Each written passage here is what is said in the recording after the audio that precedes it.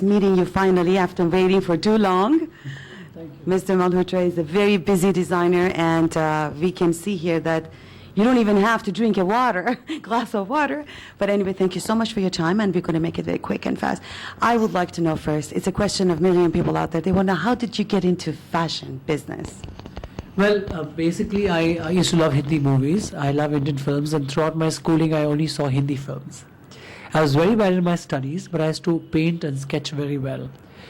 And that's the only way I passed my science exams. So physics and chemistry was only because of diagrams, and I was really bad in studies. And I used to watch one Indian film for at least about 4 to 5 times, or 10 times maybe. When it came to college, I started modeling, and I used to do that for pocket money because I wanted to travel to the world, travel and see the world. And coming from a middle class background, of course, I didn't have the resources to do that. Then I wanted to become a purser, because I thought that way at least for 4 or 5 years I'll see the world. I failed in that exam because it was general knowledge. Just no general knowledge. I only had fashion knowledge and film knowledge. Then I thought to myself, why don't I become a film director? I went on movie sets and I really didn't enjoy it, because probably that movie was not something that I would have enjoyed. And then what happened was that I started modeling, and I thought, why don't I become a designer? So I took a job in a boutique as a sales boy, and I really kept practicing my sketches, and I kept drawing my sketches and coloring my sketches. And I really enjoyed buying fabric, doing clothes and all of that. Since costumes was in Hindi films about 16 years ago, in Indian films, costumes are not really looked upon as fashionable or respected that much, except for 1 or 2 designers. So I thought, since I love Indian movies and I love clothes, why don't I costume design? Because if I costume design, I'll be able to change everything that I have done till now. I'll be able to change the style in India.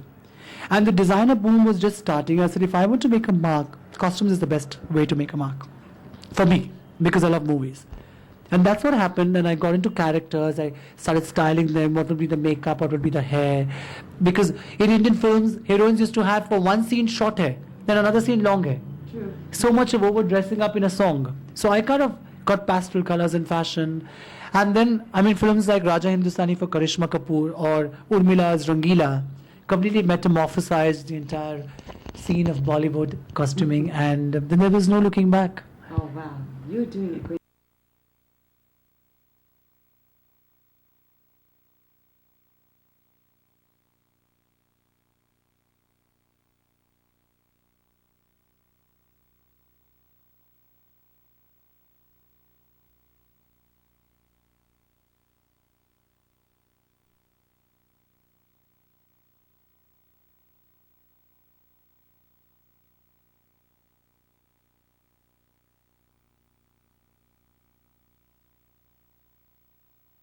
My childhood was actually completely Hindi films, all 70s films. I know them by heart, the costumes, the music.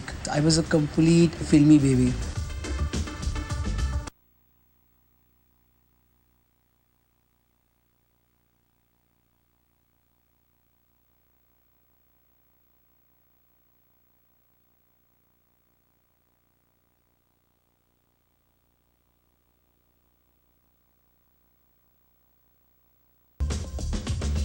But I think the credit for all these movies goes to the directors, and it goes to the actor in concern, because they believed in the director, they believed in what I had to say, and we went ahead with it.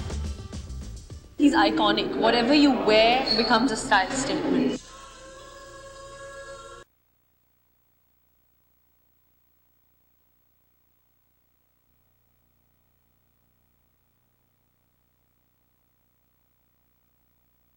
What is different from Rangila, from all the films that you see these days, is that it was sensuous. But it was not hard.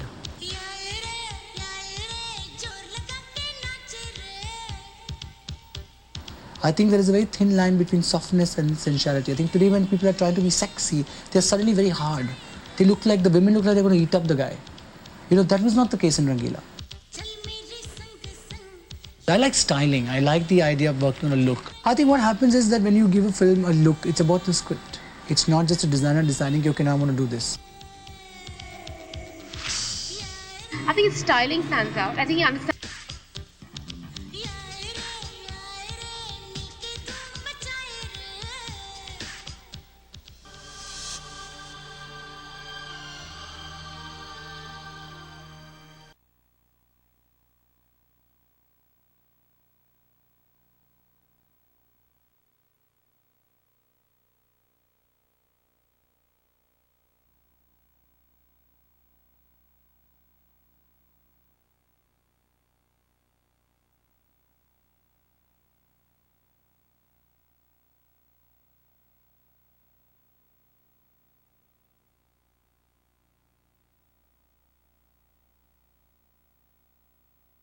And DDLJ was a film where first time working with Yash Chopra's banner, which Yash Chopra is my most favorite director. And Adi's first films, all of us were like so new, and our energies were so young and interesting.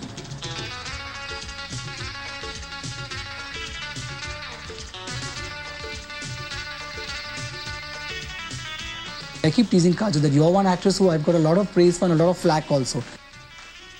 Half the time she never listens to what you're saying. She'll wear just one chappal throughout the film, but she just carries off everything.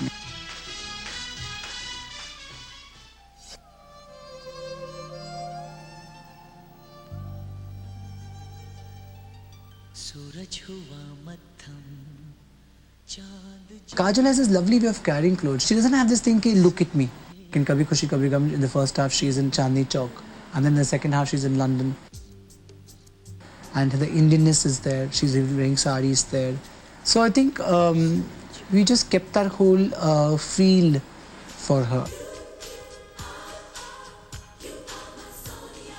You know, I was the first designer to come from films to mainstream. That time films were not accepted in mainstream, but since my films like Dil To Pagal, I introduced these pastel colors, soft styling in films, so the name had got popular.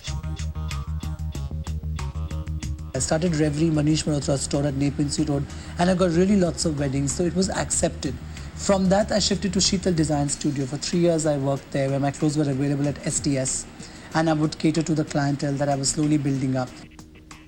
And today, I have my own label since a year and a half.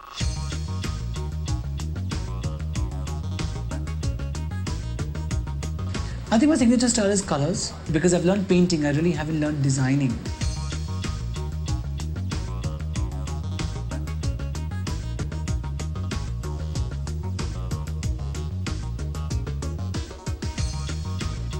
Very well embellished, great colors, great cuts, and Very feminine, very.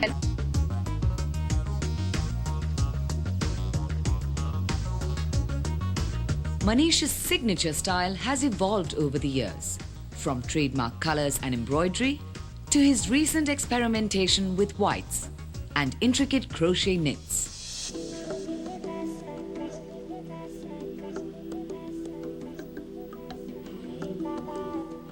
The collection was quite a departure from his past design aesthetic.